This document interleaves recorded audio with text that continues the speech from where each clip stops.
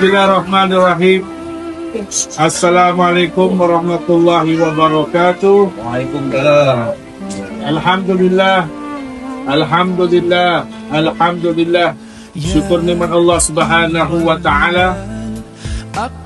Puji dan panjang syukur kepada baginda Rasulullah sallallahu alaihi wasallam, kepada nabi kita yang tercinta, dan juga pada hadirin-hadirin yang dirahmati Allah yang sudi mengorbankan masanya, wangnya untuk menjayakan projek ini, iaitu projek Share Your Food, untuk kita membagikan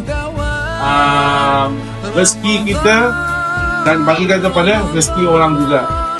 Itu kita berikan food ration, persediaan untuk menyambut Hari Raya Aidilfitri pada minggu hadapan, insyaAllah. Jadi dengan itu, saya mengucapkan terima kasih daripada truehearts.sg. Terima kasih kepada anda semua dah bergotong royong untuk packkan, kemudian kita berikan, outsourcekan, ada ayam, ada daging kilo.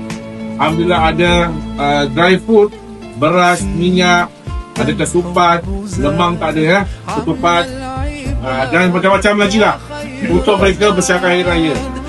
Kerana mereka pun juga orang yang dalam memerlukan nak berhari raya macam kita. Cuma sayangnya kalau kita tak membantu mereka, mereka dalam kesepian, dalam kekurangan. Itu sedihnya kita lah. Kita bergembira tapi mereka kat rumah hanya buat TO saja, bantu TO. Kesian kan? Anak-anak mereka pun nak berhari raya juga.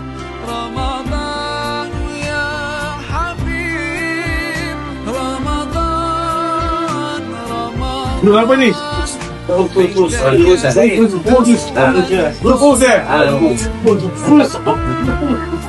Grup us ni mereka banyak juga bantu kita. So dorang dengan tim orang kumpulkan duit, dorang di ayam, di daging dan sebagainya. Alhamdulillah.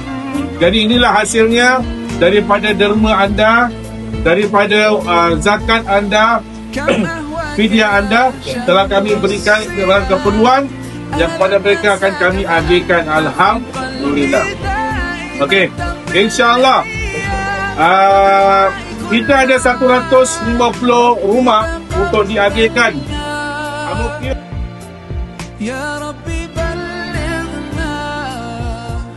balighna Ramadan. Assalamualaikum. Saya ingin mengucapkan terima kasih kepada True Heart for the project Share Your Food. Kami berbesar hati dan kami bersyukur kerana kami dapat habuan daripada sponsor kami semua. Terima kasih banyak-banyak. Selamat Hari Raya Aidilfitri. Selamat